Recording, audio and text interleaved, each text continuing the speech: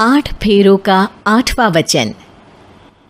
स्वाति ने इसी साल शहर के कॉलेज से पढ़ाई पूरी की है और अब उसके लिए जगह जगह से रिश्ते आने लगे हैं। स्वाति से ज़्यादा उसके रिश्तेदारों को उसकी शादी की चिंता है। इसीलिए जो भी स्वाति के घर आता वो किसी नए लड़के की खबर ज़रूर ले आता।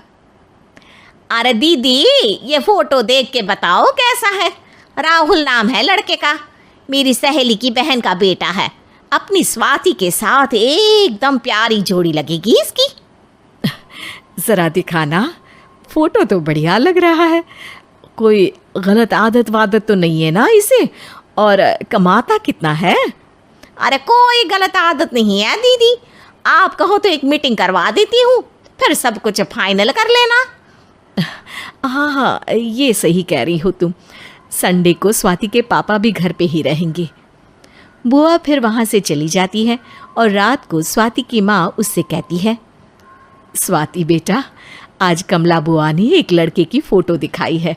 संडे को वो लोग मिलने आ रहे हैं, तैयार हो ना तुम बेटा? अरे मम्मी, आप कहाँ कमला बुआ के चक्कर में आ जाती हो? अभी इतनी जल्दी कोई शादी वादी नहीं करनी है मुझे। अरे बेटा, अच्छा लड़का है, बुआ जानती है उसे अच्छे से। हाँ स्वाति बेटा, एक बार मिल तो लो, बाद में देखेंगे आगे क्या करना है। वैसे तो कमला रिश्ता लाई है तो मना करने का तो कोई सवाल ही नहीं उठता। संडे की सुबह होती है और कमला बुआ राहुल और उसके मम्मी पापा को लेकर स्वाति के घर आती है। अरे आइए आइए भाभी, इसे अपना ही घर समझिए। इनसे मिलिए, ये मेरे भैया और ये मेरी भाभी हैं।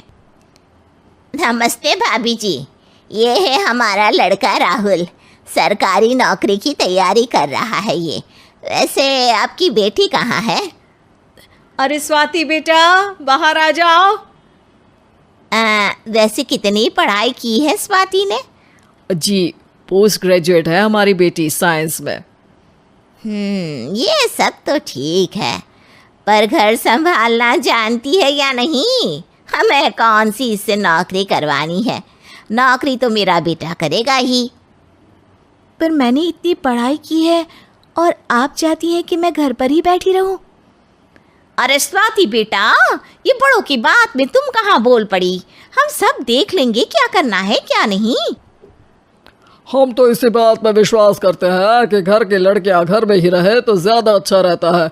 वरना भाई साहब, आप तो आजकल के हाल जानते ही हैं, कितनी घटनाएं होने लगी हैं औरतों के खिलाफ।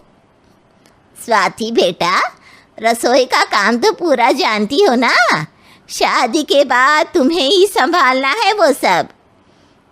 अरे बहुत अच्छा खाना बनाती है ये, आप सब लोग इसकी तारीफ करते नहीं थकेंगे।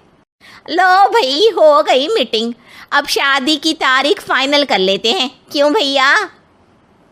भाई, हम तो पंडित जी से चर्चा करने के बाद ही तारीख फाइनल करेंगे। सालों से हम उनकी बातें मानते हुए आ रहे हैं। लड़के वाले और कमला बुआ की बातें सुनकर स्वाति एकदम नाराज हो जाती है और उसे लगने लगता है कि शादी के बाद उसे घर पर ही बैठना पड़ेगा। लेकिन घर वालों के आगे उसकी एक नहीं चलती और उसे शादी के लिए हाँ कहना पड़ता है। शादी का दिन आ जाता है और सब मंडप में जमा होते हैं। अब फेरों का समय हो गया है, अब कन्या अपने वर से 7 वचन मांगेगी। आप किसी धार्मिक आयोजन में जाएं तो मुझे भी ले जाएंगे। आप मेरे माता पिता का भी बराबरी से सम्मान करेंगे, हमेशा मेरा साथ निभाएंगे। आपको दोनों परिवार की जिम्मेदारियां बखूबी निभानी होगी। हर ज़रूरी बात में मेरी भी राय लेंगे। आप सभी गलत आदतों से दूर रहेंगे। आप मेरे अलावा किसी और औरत से कोई गलत संबंध नहीं बांधेंगे। ये 7 वचन पूरे हुए, वर क्या तुम्हें ये सारे वचन मंजूर है? जी हाँ पंडित जी, मैं सारे वचन अच्छे तरीके से निभाऊंगा। अरे वाह वाह, बढ़िया तरीके से सब काम संपन्न हो गया। तो इसी के साथ विवाह संपन्न हुआ और आज से ये दोनों पति पत्नी हुए। 1 मिनट पंडित जी, अभी एक वचन लेना बाकी है। अब कौन सा वचन है बेटा? मैं अब हमेशा के लिए किसी दूसरे घर में जाने वाली हूँ, तो पति के अलावा मैं अपने सास ससुर से भी एक वचन लेना चाहूँगी। अब कहो बेटी। मैं ये चाहती हूँ कि मुझ पर किसी बात की कोई पाबंदी नहीं लगाई जाएगी। मुझे सब कुछ करने की आज़ादी होगी और मैं भी विश्वास दिलाती हूँ कि मैं एक अच्छी बहू बन के दिखाऊंगी। स्वाति की बात सुनकर उसके सास ससुर एकदम चौंक जाते हैं और कुछ बोल नहीं पाते कि उतने में कमला बुआ बोल पड़ती है। अरे बेटा, ये भी कोई कहने की बात है? रानी बन के रहोगी तुम तो। वचन देने से पहले सोच लीजिए, क्योंकि शास्त्रों में वचन ना निभाने वालों के लिए नरक से भी बदतर सजा लिखी है। स्वाति की चालाकी से वहाँ मौजूद सब लोग प्रभावित हो जाते हैं और लोगों में बदनामी ना हो जाए, इस कारण स्वाति के सास ससुर को उसे वचन देना पड़ता है।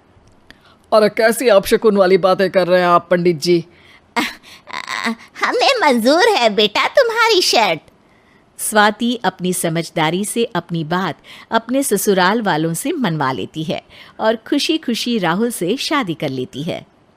अब से हर शादी में मैं खुद 8 वचन दिलवाऊंगा। ओम मंगलम मंगलम मंगलम।